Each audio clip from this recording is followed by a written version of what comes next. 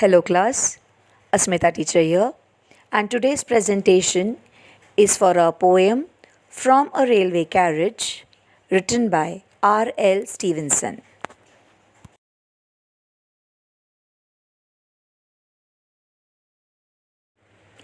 Let's know our poet R. L. Stevenson.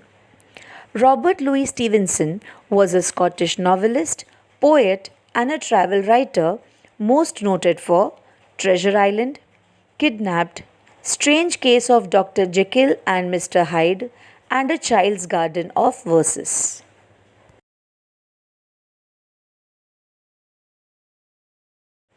Other poems of Robert Louis Stevenson include A Child's Garden of Verses, Underwoods, Ballads, Songs of Travel and Other Verses, and many more.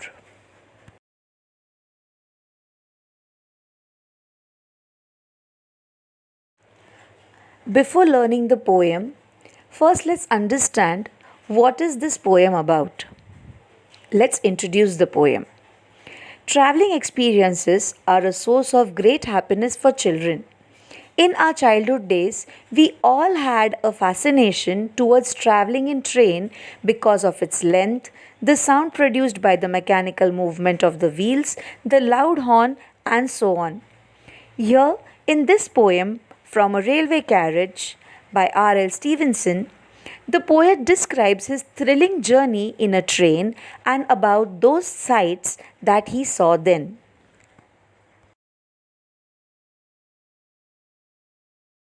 Have a look at the title of the poem, From a Railway Carriage. The title itself captures the essence of the poem as it is a record of the poet's journey in a train. The poem communicates the poet's observations and thoughts as he was sitting in a railway carriage. It presents a series of realistic images that enable the reader to experience the feeling of traveling in a train. This poem was published in Stevenson's volume of poetry for children, A Child's Garden of Verses.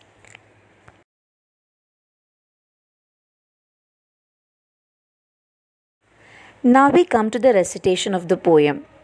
Because the poem is on a railway carriage, I have tried to set a tune, a rhythm of a sound of a moving railway carriage.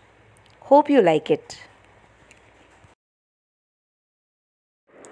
Unit 2.1 From a Railway Carriage. Faster than fairies, faster than witches, bridges and houses, hedges and ditches, and charging along like troops in a battle, all through the meadows, the horses and cattle.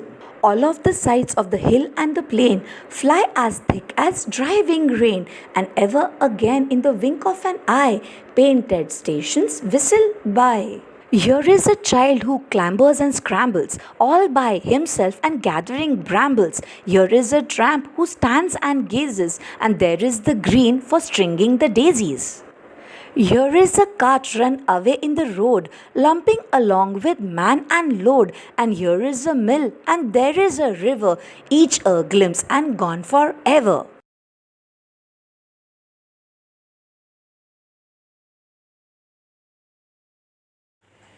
Coming to the explanation of the new words, hedge, a row of bushes that look like fences, that is around the border of the house, we have a fence. Some people, instead of arranging a fence, they arrange hedges. They arrange for a row of bushes which behaves like a fence, which acts like a fence for their house. That boundary of bushes is called as hedge. A ditch is a long narrow furrow or cavity or gap that allows water to flow. To charge means to rush forward. Troops are soldiers. To clamber is to climb or move in an awkward way. Bramble is a prickly shrub with berries. Stringing means joining. Lumping means carrying with difficulty. Carrying the load with lot of effort, with lot of difficulty. Tramp is a beggar or a person who wanders around here and there without any purpose. To gaze is to look around.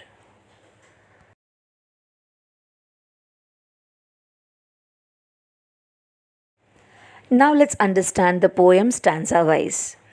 Faster than fairies, faster than witches, bridges and houses, hedges and ditches, and charging along like troops in a battle, all through the meadows, the horses and cattle. The poet describes the sights that he notices while traveling in the train. The train is moving faster than the fairies and witches. Fairies and witches are magical creatures. They can go around anywhere within a fraction of a second. But the poet says that the train is faster than them.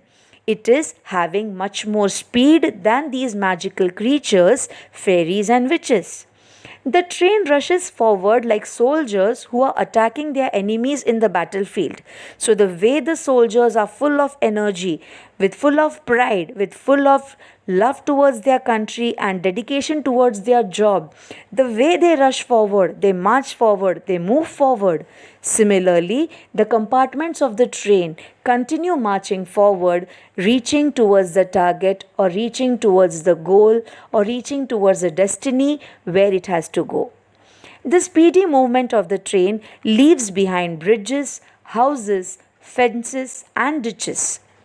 Whatever is being seen quickly moves behind, and the train continues moving ahead. The train also leaves behind the green fields where the railway carriage also leaves behind the green fields where horses and cattle are grazing.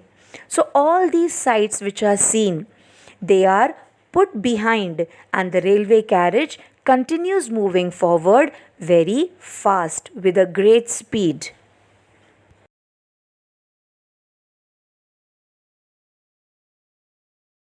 All of the sides of the hill and the plain fly as thick as driving rain, and ever again, in the wink of an eye, painted stations whistle by.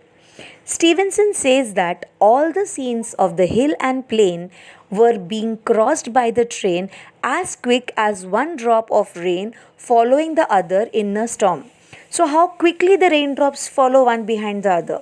You can't wait to watch one drop continuously, or you cannot observe the drops of rain when they are flowing in great speed or during a heavy monsoon rainfall. That is the moment of the things that pass on. The hills and the plains, they move back so quickly as if it is a driving rain. One drop of rain following the other in a storm. Then, in the next moment, the train passes away railway stations and it looked like painted pictures.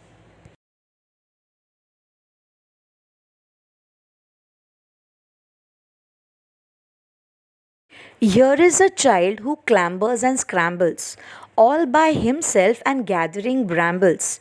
Here is a tramp who stands and gazes, and here is the green for stringing the daisies. The poet sees a child climbing a steep ground and collecting berries during climbing. He also sees a homeless person who looks at the train with amazement. This man is very much shocked and surprised to see this train, so he is looking at it with great amazement. As the train moves forward, the poet sees in the meadows ladies gathering strings for making garlands with daisy flowers.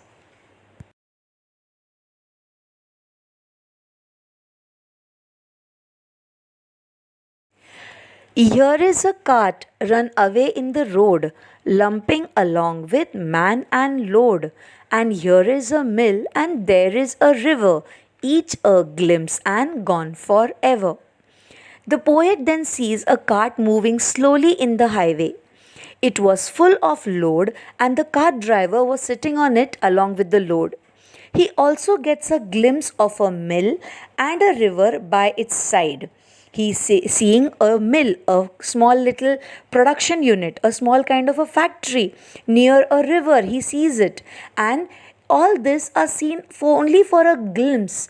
Glimpse is just for a fraction of a second, for a very less time is glimpse. All these objects which appeared in front of him and disappeared from his sight All this happened very quickly. So, all the sights had come for a glimpse, just for a fraction of a second, and have gone forever. He will now not be able to see the same hill, the same mill, the same load, the same tramp, the same child, or the same daisies. He won't be able to see them again in that journey. That is what he is saying, that this is the journey of life. We move forward, we carry on with our life. We have to pass on the stages one after the other. That is what is the enjoyment of life.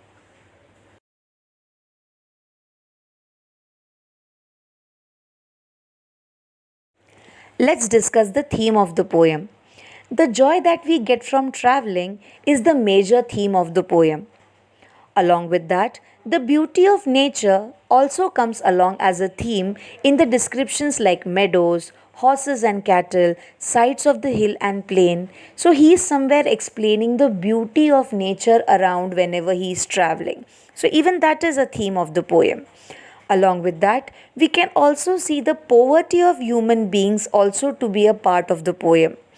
It is suggested from the scene where the tramp looks excited when he looks at the train.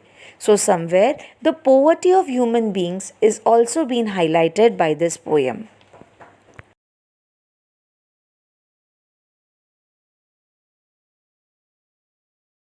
That brings us to the end of our today's presentation.